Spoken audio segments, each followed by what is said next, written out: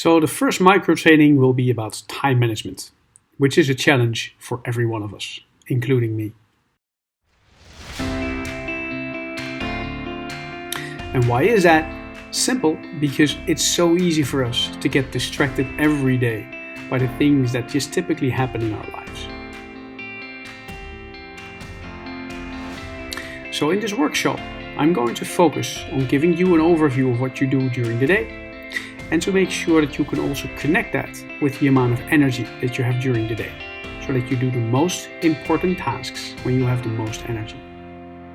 In addition, I will share some great tips on how actually not to get distracted and to ensure that you're more effective both for yourself as well as your colleagues going forward in whatever it is that you do.